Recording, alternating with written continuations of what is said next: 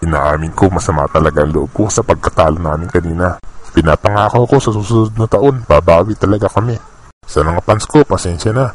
Hayop talaga yung si Nowitzki, hindi ko alam kung bakit napakagaling niya. Siguro nga kasi kumakain siya ng hito na padala ni Paring Alan. Kaya Paring Alan, sana sa susunod na taon, padalhan mo rin ako ng hito pag marami kang huli. Para gumaling din ako katulad ni Nowitzki. Ibawas niyo na lang pare dyan sa pulutan niyo dyan.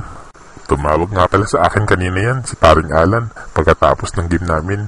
At ang sabi ay, batiin ko daw at pasalamatan ang lahat ng mga tumulong sa paligid ng basketball nila dyan sa purok sariling atin, gulang-gulang. Sige Paring Alan, okay lang, babatiin ko na sila. Malakas ka naman sa akin kasi kumpare kita eh. Maraming salamat kina Mr. Delgado, Pet Edan, Peme Beltran.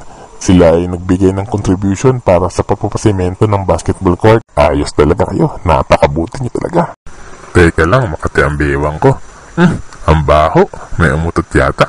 Ay siya nga pala, baka makalimutan ko. Sina Mr. Mendoza, Boboy Maceda at Boss Jerome.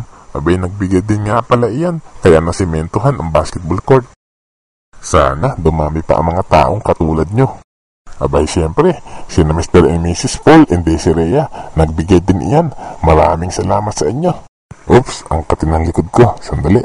Siya nga pala, sa kagalang-galang na kapitan ng gulang-gulang na si Kapitan King Aprencilio.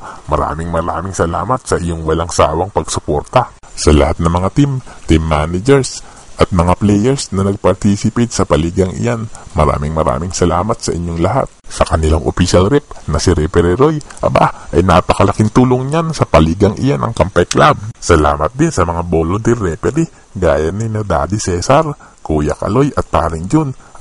Kahit si Paring Richard ay pumipito rin yan, na kahit kung minsan napapagalitan ng player okay lang sa kanila. Muli, isang magandang gabi sa inyong lahat at maraming salamat.